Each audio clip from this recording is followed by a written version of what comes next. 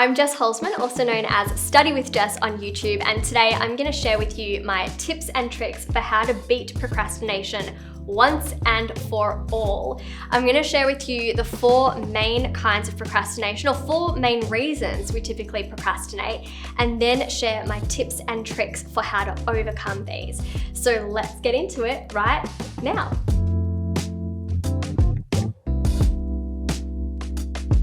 So I want to start off by really normalizing this idea of procrastination. We all procrastinate from time to time, and it's normal. If anything, procrastination is simply the result of needing to address an underlying issue. So let's start with the first potential reason that you might be experiencing the procrastination bug, and that is burnout or exhaustion. If you are on the verge of burnout, if you're experiencing brain fry, you might find yourself procrastinating because your body actually just needs to stop and rest. Another reason for procrastination is fear of failure. Maybe you have a fear of failure because someone once told you that you couldn't do something, or what you did accomplish wasn't good enough. It can be brought on by lack of confidence, lack of self-esteem, lack of self-worth, or maybe you're putting an immense amount of pressure on yourself. Another reason you might experience procrastination is overwhelm. If you are feeling really overwhelmed by the task at hand because it seems way too big, you don't even know where to start, then you might experience this paralysis, or you might reach for different distractions so that you don't have to face it because you really don't know where to start. And the 4th reason that we likely procrastinate, and maybe this is something that resonates with you, is that you feel out of depth, or this task is really unfamiliar to you. Procrastination is when you choose to put off doing something even though you expect to be worse off by doing that. It is more common in university students than in the working adult population. At least half of all students regularly procrastinate. Sometimes students argue that they procrastinate because they work best at the last minute under pressure. I'm sorry, but there's no evidence to support the idea that actively procrastinating produces better outcomes.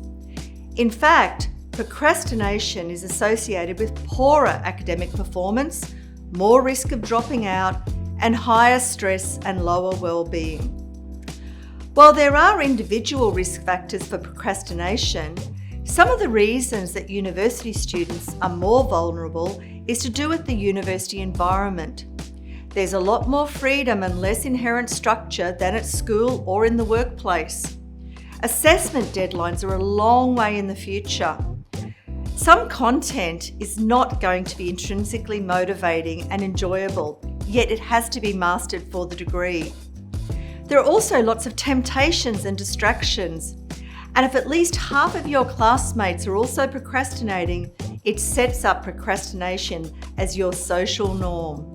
So let's get straight into some remedies for procrastination. So the first reason we talked about procrastination was burnout. So if I think about burnout and procrastination, it's your body's way of trying to essentially force you to stop and slow down.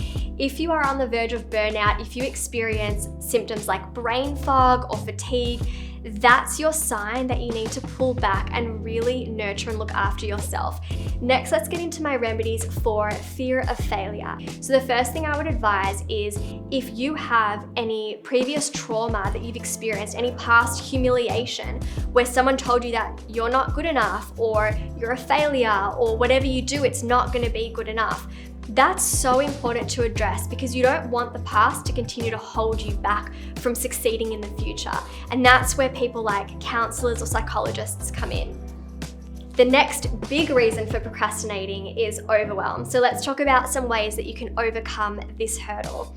Now, if you are looking at a task as one big project, it is very stressful to know where to start. Instead, I really invite you to break it down into smaller, more manageable, bite-sized tasks.